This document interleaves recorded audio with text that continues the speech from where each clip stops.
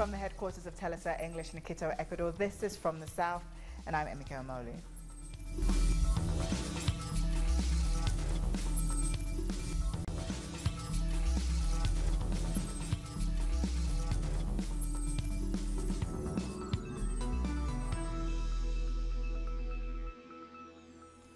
Welcome. Anti-corruption campaigners in Colombia have been dealt a blow after Sunday's referendum. Results from the highly anticipated ballot will have to be nullified because not enough people took part. That's despite the fact that the plans had widespread public support. Voters were meant to decide on 7 measures, including reducing politicians' salaries and term limits for public posts. Each question needed just over 12.1 million votes to be considered, but that number wasn't reached. More than 11 Colombians voted in the anti-corruption referendum. 99% of those who voted support initiatives. Unfortunately, the number of votes does not reach the threshold of participation that the law establishes. In democracy, the rules are true, but the results uncertain. Las reglas son ciertas, pero los resultados inciertos. Regardless of today's results, it is clear that Colombia can't tolerate more corruption. These 11 million of Colombians who voted, who went to the polls, send a loud message of rejection to the permanent looting of public resources. It is the same rejection that I expressed in the ballots last June 17th, and it is the same rejection that the vast majority of Colombians feel every day. Today, something very important is in play for Colombian democracy, an anti-corruption measure voted on by the people. The referendum comes from a participatory mechanism spelled out in the Constitution that has not been used much in Colombia. 12 million votes are needed to be able to approve 7 points against corrupt practices in favor of special interest in this country. Today's vote is really more than anything else a protest throughout the country because we are living through an unprecedented time of increased corruption from what has existed in Colombia. And so calling on citizens to come out and vote was an attempt by citizens to combat the corruption.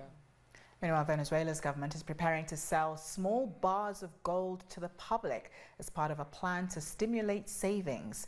President Maduro says within a few days, up to 2.5 grams of gold will be on offer in the local currency. He showed off 2 cards with small gold pieces. The Central Bank of Venezuela has been buying the precious metal from small-scale miners in Guyana. President Maduro explained why he wants the middle class to invest. To all Venezuelans, you can save with gold. Gold is gold, my friend. Time goes by and the gold is there, and the gold is for the people. The second gold bar, little gold bar I call it because it's nice, is 2.5 grams of gold, which I'm going to place at a cost of 6,300 bolivars, so that you can save in gold and you have your gold bar. Well, nearly a week after Venezuela switched to the sovereign bolivar, citizens are steadily becoming accustomed to the new currency system and the new economic measures. In this barber shop in La Pastora, the first client of the day arrives. This is a family business, and with the new economic measures, they hope business will improve, while they say it's too early to see a definite change. They are already seeing some improvements. Every day my salary would decrease as prices went up. Now, with the sovereign bolivar, I feel like I can afford to buy the things I need. And if I manage my money correctly, I can find a balance. This gives us some breathing room, and we have regained purchasing power. It used to be hard finding cash, but as soon as the new sovereign bolivar went into circulation, lines started to form at various ATMs. Cash is becoming more available. We can actually withdraw it from ATMs. The opposition and economists who are critical of these new measures have dismissed their success. Nonetheless, citizens on both sides of the aisle agree that having access to cash solves many issues. Of course there's a difference. By having cash, I can actually purchase things. Before the sovereign bolivar, I couldn't get my hands on any cash. ATMs wouldn't give me the amount of cash I needed. There's still some uncertainty among the people. Some things aren't very clear, but we have hopes that the government will relieve our doubts. In order to stop inflation, the government increased the minimum wage and reached an agreement with business to fix the price of 25 basic goods. They have also held meetings with the public transportation representatives to fix the cost of bus fares. Citizens hope that these measures will put an end to the indiscriminate increase of prices. Trinidad and Tobago's energy minister has shed more light about a deal struck with Venezuela on Saturday. Franklin Khan explained that even though Venezuela has the 5th largest gas reserves in the world, it doesn't export a lot of it. Trinidad and Tobago, however, is a major gas exporter. The deal will allow Trinidad to process and export gas from the Dragon gas field, which straddles both countries' maritime border. What this opportunity provides is that Venezuela can now monetize its gas through the Trinidad and Tobago infrastructure. That is a win-win situation, especially since we in Trinidad face our own challenges on the supply side. We all know that there has been a gas curtailment for the last several years. We are working on it. We are finding new quantities of gas, but those new quantities of gas we are finding is just enough to keep us where we are. We'll take a short break now. Join us again after this look at what our multimedia colleagues are reporting.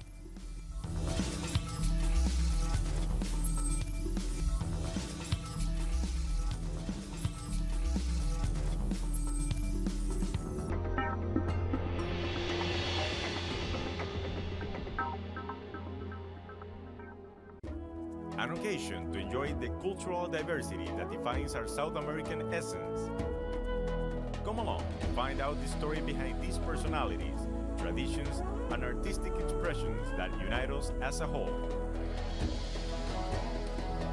Real Lives. Saturdays, only on Telesur.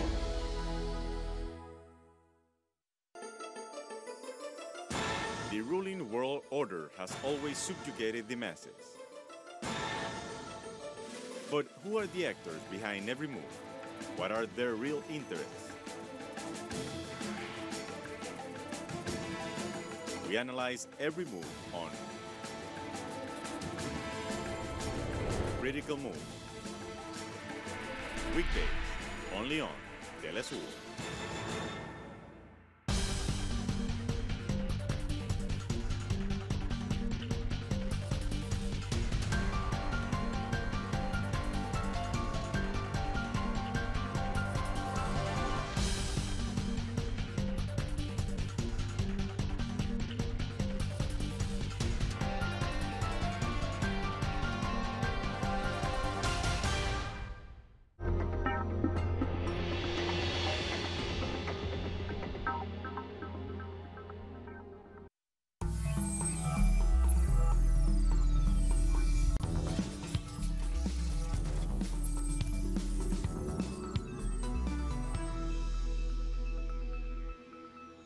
Welcome back. Teachers in Mexico City have shut down the Ministry of Public Education building.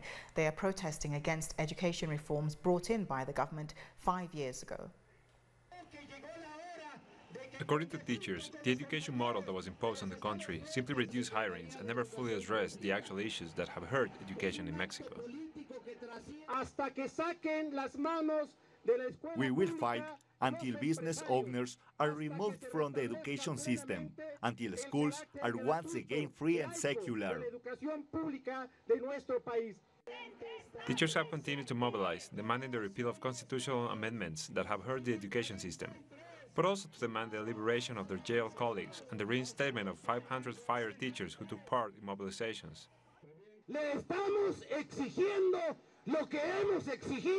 We've been making the same demands for decades. We want teachers to be an integral part of the nation's development, for an education to be treated as the basis of the development of our people. La educación ha dejado de ser la parte fundamental del desarrollo de los pueblos. Va a caer, la reforma va a caer. Despite protests, outgoing President Enrique Peña Nieto says he is satisfied by these changes to the Constitution. Más de 200,000 maestros obtuvieron plazas y promociones por evaluación.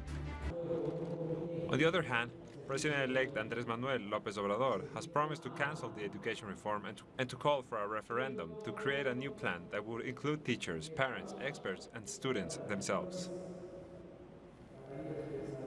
Guatemala's Disaster Prevention Institute is warning of mudslides in the areas surrounding the Fuego volcano. Heavy rain's been battering the area around the volcano. Mudslides are expected to mainly affect the areas of Lajas and Jute. Authorities are asking people living nearby to take precautions. The Fuego volcano erupted nearly 3 months ago, leaving 159 people dead and causing major damage in surrounding areas. Bolivia's President Evo Morales has criticized Ecuador's decision to leave the Bolivarian Alliance for Our Americas, or ALBA. Morales said that by doing this, Ecuador is turning its back on regional integration while also betraying the decisions of its people. He also said that the remaining members of ALBA will continue to fight for the sovereignty and unity of Latin America. On August 23rd, Ecuadorian Foreign Minister Jose Valencia announced the country's withdrawal from ALBA. Pro and anti-Ortega groups have marched through the streets of Nicaragua over the weekend. They marched side by side in Managua and Grenada to show their support for and the opposition to the president. Those who back Ortega are calling for peace after months of political unrest, while opposition supporters want him to call an early election or step down entirely. During these 11 years of government, he has proven himself. Before, we had a neoliberal government where education was privatized, health was privatized, and in 2007, that was given back to the people. Health was restored, education, streets for the public, houses for the public, and there's no going back. That is what the coupmongers want. Here, Granada is giving it its all. With the blue and white flag in the air, demanding liberty, justice and a true democratization of the country, because that is what we need. Here are the people, here are the students, the people from civil society, from the private sector who are marching today. Protesters came out on Saturday in Costa Rica's capital, San Jose, in support of Nicaraguans who had moved there amidst increasing violence in their country. Last week, people tried to attack a group of Nicaraguan migrants who had gathered in a park in San Jose. The demonstrators marched from that same park to the city center, where they sang and held signs condemning xenophobia. As Nicaraguans, we are afraid that they attack us. There have been too many dead. What we want is an immediate solution to what is happening in my beautiful country, Nicaragua. We'll take another short break now. The world news is coming up next.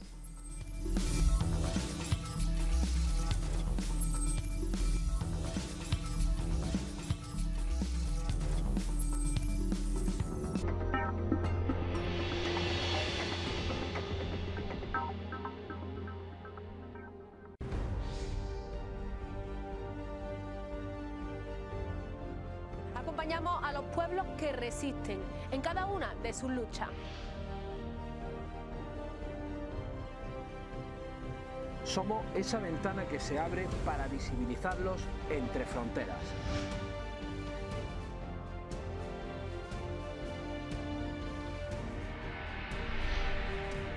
Thursdays, only on Telesur.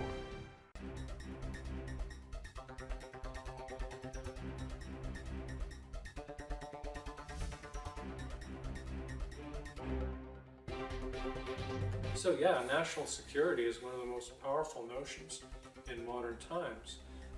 To swindle, I think, people, to do things that are not in their best interest, and to support massive military complexes that are not in anybody's interest, but that are like cancers feeding on society.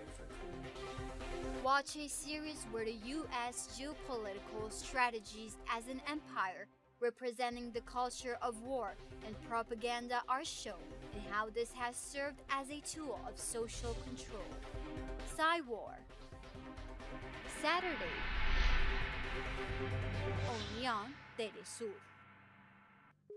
The Pakistani journalist Tariq Ali examines the mass media influence promoted by imperialism.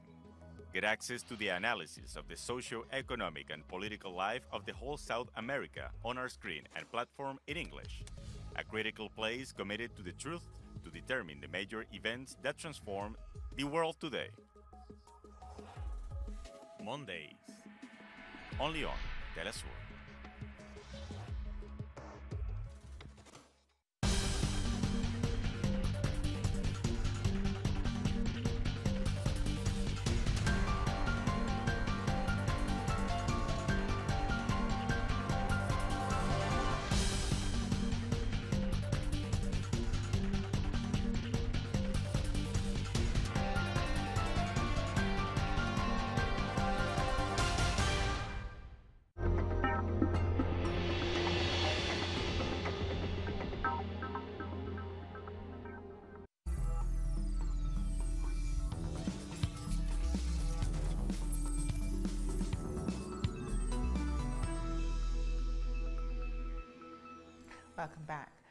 Welcome back. The Italian government allowed 138 migrants stuck on a Coast Guard boat to disembark on Sunday. The prosecutor's office has announced that they're launching an investigation against Interior Minister Matteo Salvini. Our correspondent in Spain, Sergio Rodrigo, has more. Matteo Salvini is under investigation on suspicion of kidnapping and abuse of power. For the last 6 days, the far-right official had refused to let the majority of migrants off the boat. At first, he refused to provide safe harbour to the vessel. Once he did, he only allowed a small number of children and migrants in need of medical aid off the ship. This investigation is a breakthrough, given Italy's recent xenophobic actions against migrants. Salvini has a history of refusing entry to migrants. This is in spite of pleas from international organisations that demand European nations provide safe passage and assistance. Over 1,500 migrants have already died trying to reach Europe this year alone.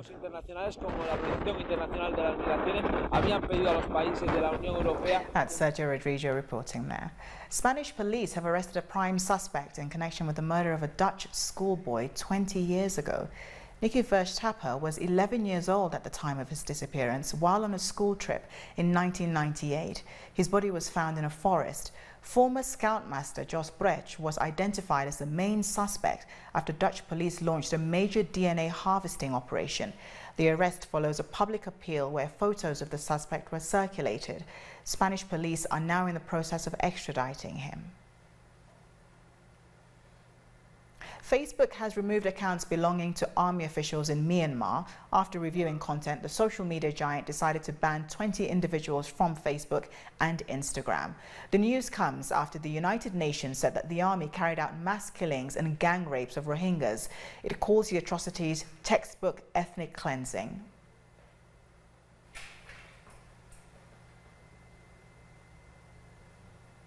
Now it's time to bring you some other stories from around the world. The head of the Islamic State in Afghanistan has been killed. The Interior Ministry confirmed the death of Abu Saad al-Harbi, who died in a strike during an offensive over the weekend. Al-Harbi is the fourth IS militant to be killed since July 2017, according to the ministry. Pope Francis has said that gay children shouldn't be condemned by their parents. Speaking to reporters after a Catholic family rally in Ireland, Francis said homosexuality has always existed. His advice to parents who suspect a child may be gay is to pray, show understanding and talk.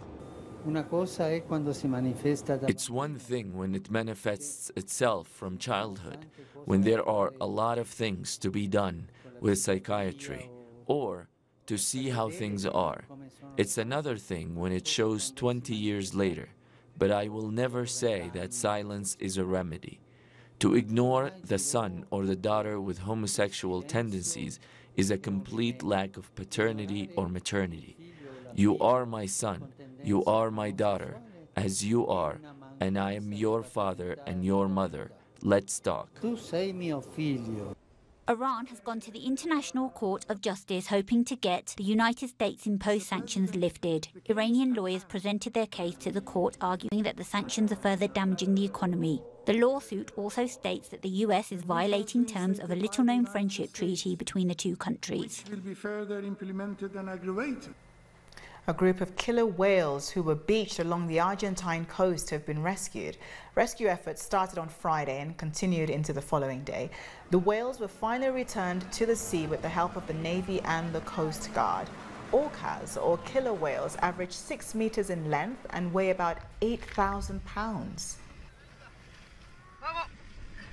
We saw that each time it was becoming more complicated, but we were very passionate about the objective of getting it done, of getting this orca back into the sea. I just don't have words to explain what I'm feeling. It's a dream. It's a dream come true. It's totally incredible. Well, that's it from us. We've come to the end of this news brief. These and many other stories, find them on our website at telesurtv.net/English. And of course, join us on social media, Facebook, Twitter and Instagram for Telesur English. I'm Emiko Omolu, and thank you again for watching.